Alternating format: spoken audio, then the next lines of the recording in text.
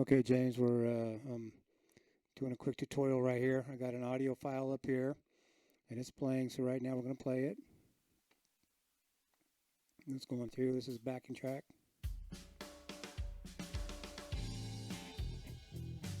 So we'll pretend that's the backing track you're using right there. So we're going to insert a new track, and we're going to arm it. So right now when we record, I only got signal right here on the recording. So now we're recording right now on track 2, only track 2, but the music will play when it comes in. So right now we are track 2, singing is what I'd like to do on track 2. So right now we're recording. You notice I don't have the record monitor on. I told you about that. That's not necessary on the recording. So we're going to stop this right now. We're going to save all. So we're going to mute this one right now. We're going to, if you want to do another recording, you make another track. We disarm this one. We've muted the first one.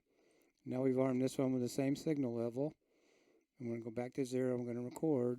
So now we're recording on track 3. So now we got another track, which would be recording your guitar, for example, with our music. So now we're playing better on track 3.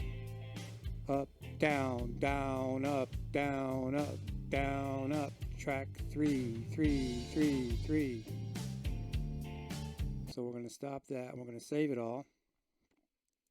So now you can play this back. So now we're recording on track 3. So now you can mute and mute individually.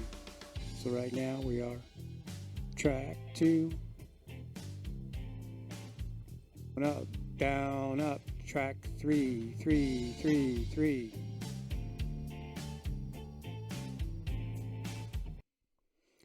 So this is a quick video. I'm learning how to use OBS Studio here, so I had to figure out how to do the audio routing. But anyway, this is how you should be able to bring an audio track in and have multiple tracks.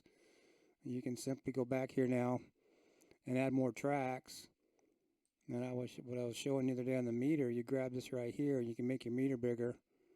When you talk on there to get your signal level in here, make it a little bit bigger. You can drag it up and down if you need to. Anyway, that's it.